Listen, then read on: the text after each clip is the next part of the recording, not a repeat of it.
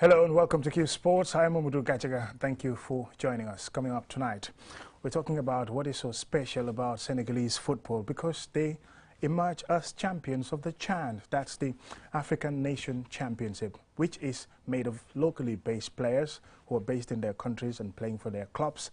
There is a special Africa Cup of Nations for them, if you like. That's called the CHAN. And Madagascar also, for the first time in their debut competition, they finished third. They won the bronze medal. Can you imagine? That's something to celebrate, obviously, by a small footballing country, if you like. But they've come of age. We all know what they did in the AFCON. Obviously, we'll be delving into that. And talking about a Ghanaian player, very sad, but later on news reports emerged that he was found alive. That is Christian Atsu, and currently in hospital, recovering from some of the injuries that he sustained. We say that's a very good news there, but we also pray for the people who lost their lives and also who have serious injuries in that earthquake in Turkey. We'll be talking about that as well. And we will also talk about Morocco, how they emerge in African football. Remember, they played the World Cup semi-final. It wasn't a fluke, it wasn't a sheer luck. It was something that they worked hard for. And some of the things that they've been doing, we'll be looking at that in the studio. And joining me in the studio is Ade Darame, journalist, to talk about all these interesting topics. Journalist and a sports fan, always a pleasure to be on the show. Absolutely. So, fantastic. We'll be getting straight into the discussion. First, it's Senegal. Senegal are champions of the CHAN. Their first time, of course. Indeed. And the same Senegal were winners of the Africa Cup of Nations, Senegal winners of the Beach Soccer Africa, Senegal's women's team won the Afro Basket. Oh, Senegal almost virtually won everything. It's a surprise. Almost everything they've gone for in sport. And you and I were discussing this in the studio, and in the office rather, and also when it comes to Morocco as well. And we talked about infrastructure. And we talked about investment in sports. These things happen. Yes, you have a whole bunch of good sportsmen and women come along at the same time. But unless there's a structure within which they can perform, they're not going to succeed in the way that Senegal have done recently. And so thumbs up to them. And yeah, clean sweep in the football, certainly, in terms of the men. And it would be interesting to see if the women over the years get to that stage as well. And talking about Senegal, this was a game that they played against the host, Algeria, in their own backyard at the Nelson Mandela Stadium. And yes. The atmosphere was electric. Absolutely, 39,000 people. That's right, and I think 38,000 of them were screaming for Algeria. Algeria played really well. I mean, I have to say, they played very, very well. And they looked a really exciting team throughout the competition. And to be honest, going into the final, they were the one team I thought might deny Senegal the victory. We all know that Algeria's neighbors and the holders, Morocco, who we're going to talk about again, they weren't there because of political differences between their two countries. You know, they wanted to fly direct with an army plane, no less, into Algeria, a country that they're in dispute with, and that wasn't agreed to. And so they ended up, even though the players were at the airport, we saw pictures of them, at the airport, waiting to go. So they were keen, and it was a big disappointment for them. They wanted to defend their title. They were not able to do so. Really, really big disappointment. Having said that, it didn't seem to spoil the competition. The competition was fantastic. We saw some great games. We saw some great games. And talking about Senegal still, we've mentioned about their AFCON success, obviously, which was also a first, and other successes that they have recently, even in the women's WAFU Zone A competition, they ended up defending their title there again. What seems to be so special about Senegal? What can we delve into to look at? Well, I think I kind of hinted at it earlier. It's about investing. We can say we're serious about these sports, we can say that we support them, but unless we put the financial commitment and we put the infrastructure in terms of resources instead of coaching and so on, it's never going to happen. You know, honestly, and I say this— It's not rocket science. It's not rocket science, and I don't say this because I'm in the Gambia. When you go around, there are talented teams and individuals in the Gambia, and I tell you, if we put the same amount of funding, obviously a much bigger country, Senegal, than the Gambia, but proportionately the same amount of funding into it, we can compete with the very best. And we saw that in the AFCON. You know, look at Gambia's resources compared to all the other countries that we were up against.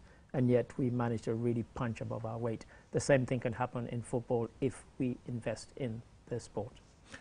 And talking about football, hosting a particular competition and losing in the final, this is not a first. This has been happening in African football for quite some time. You know, remember in the last AFCON, Cameroon reached the semi-finals. They played against Egypt and lost to Egypt. Egypt went to the finals with Senegal and then eventually lost to Senegal. So that's right. It should be heartbreaking if you host the competition, reach to the final. And you know, what's even more heartbreaking for the likes of Algeria is that they had a really good team, a really good squad, because the coach used his squad really well in the whole competition, and they went into that match.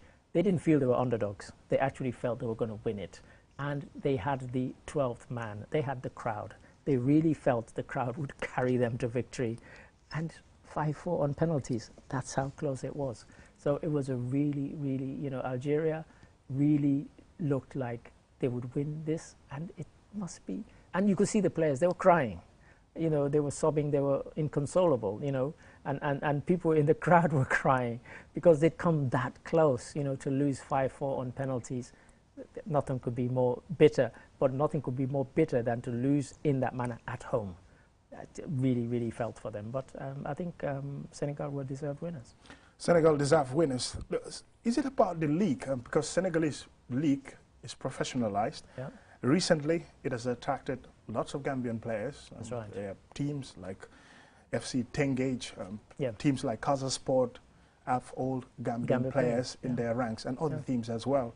So if you look at the Senegalese league, because that's where these players were recruited from. That's right. And the football academies like the Jambar Academy, you have the Generation Foot Academy. That's right. These are very good academies. In fact, some European clubs, especially the ones in France, like Metz, they just go and pick up players from there straight, and then they get them into the French league. So that's right. Well, it's a much bigger country, and when a country is that size, you can have a fully professional league.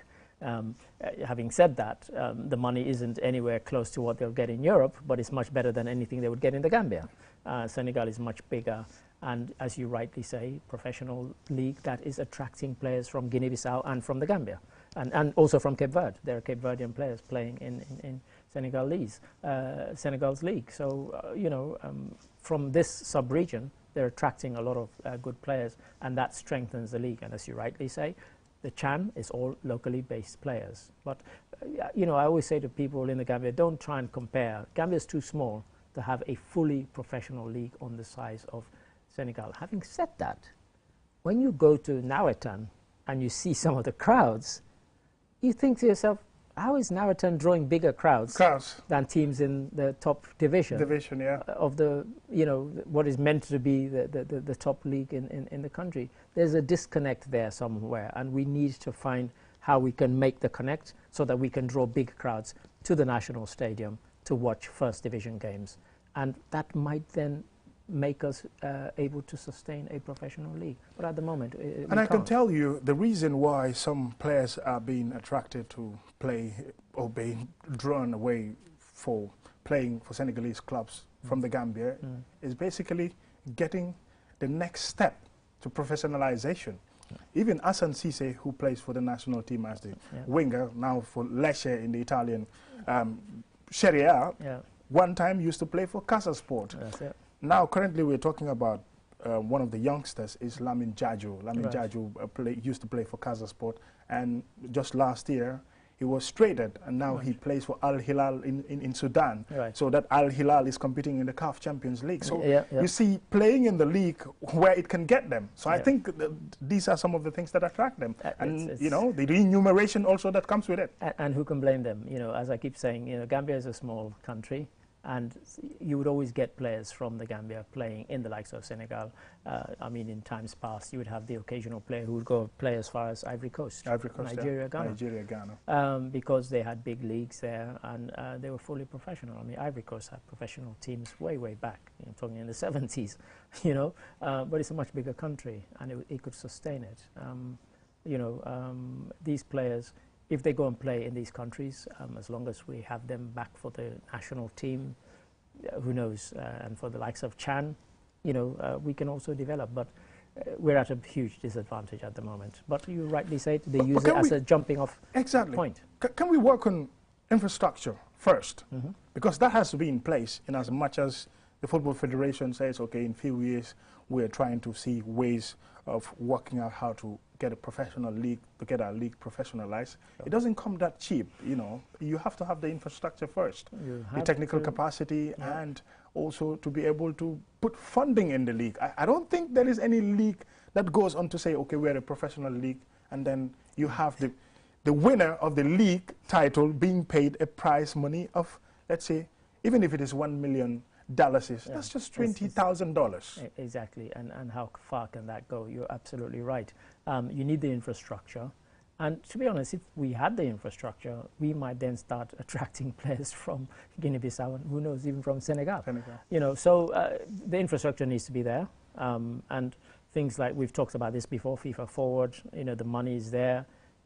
We're not sure why it's not being used in the way that it should be used, or the way it's been used in places like Mauritania and in Senegal. You know, look, we're here sitting enviously, at least I am, looking enviously at Senegal, and I'm thinking, well, you know, they've used their money wisely. Why don't we use that money wisely? You know, and the funny thing is, in spite of their size, they get the same amount of money as we do. We do. So we should be able to make a lot more of it, because we're a smaller country. And you're, you know, but we're not. And it's just sitting there. It's been sitting there since 2016. I don't know, 80% of it still unused. Come on, that's not sensible. Absolutely. The other country that we're going to talk about now is Madagascar. Madagascar surprised everyone in the last AFCON. Yes, they played fantastically well. And coming into this CHAN, this is their first time to qualify for the CHAN. They played in the competition. Look at how far they went, all the way to finishing third. The bronze medal. I mean, and if you went online, one of the coaches for the team, Madagascar, was saying that for us it's like we won the competition. You know, for us to be in it for the first time. They're so excited. You can see them in the big pictures. Really excited about it. And he was saying that, you know, for us to finish third in our maiden appearance in the tournament, it's beyond our wildest dreams. And they really played well. It wasn't a fluke. It wasn't luck. Had some really good games, and they thoroughly deserved their bronze medal. Thoroughly deserved it. And they played Niger in this third place playoff. Fourth place. Yeah, and won. And so, you know, thumbs up to them. And another country to watch out for. As you say, in the last AFCON, they played fantastic. Most people will remember the game against Ghana. Fantastic game, 3-2, I think it was. And they played really, really well in that one. So, yeah, Madagascar, one to watch. And certain teams in this CHAN competition were disappointing. The likes of Ghana couldn't go as far as they envisaged and they expected. In Ghana, there's been an absolute fallout of criticism for how poorly they performed. And, you know, you wonder why that is, because they came in with great expectations. You know, if you read the Ghanaian press, they thought they'd get, at the very least, to the final. You know, they really had ambitions, and they had a good team, but something just did not gel, and sometimes that happens. You know, in the case of Senegal, in the case of Algeria, skill, passion, drive, whatever, good coaching, good rotation of team players, took them all the way to the final. In the case of Ghana, I'm not sure what happened.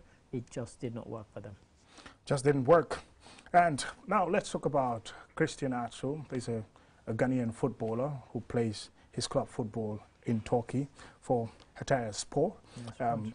He, yesterday, we've all seen the pictures and also certain videos which are very disturbing, very terrible.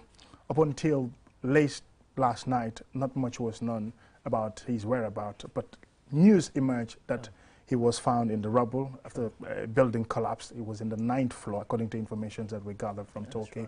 And finding him alive and being injured, of course, being taken to hospital, recovering, Mr. Ade, we can say, well, prayers answered, because people were praying frantically for him and others. I mean, the Ghana Football Federation put out this message saying, you know, please pray for Christian.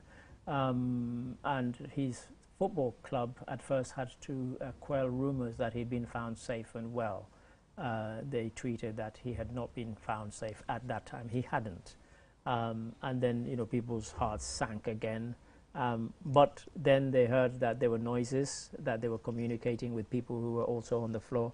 I think there was a Christian and another teammate who were equally injured, but still alive. And so that hope rose again. And then eventually that hope turned to joy when it was found, they were both found alive. They were both taken out, but they were both injured. And they're in hospital now. I believe Christian has some breathing difficulties because of being crushed under rubble. But, you know, he must be grateful to be alive, and we're grateful that he is alive. It's just, you know, our heart goes out to the people of Turkey because this is a country that has close relations with the Gambia. They've given us a lot of developmental aid over the years, and between Turkey and Syria, 5,000 people have died at the time of us doing this program. And that is quite shocking when you remember the first figure was 300, then within an hour it was 500 in the early hours of, and then 1,000, and then 2,000, and then it just kept going up and up and up. And for me, the scariest thing is the most shocking statistic has not been from either the Turkish government or the Syrian government, it's from the UN. The UN said that they predict that the final figure will be 8 times the 5,000. So we're talking 40,000 possibly, because of areas that they've not been able to reach and because of messages they're getting from those areas of the number of dead.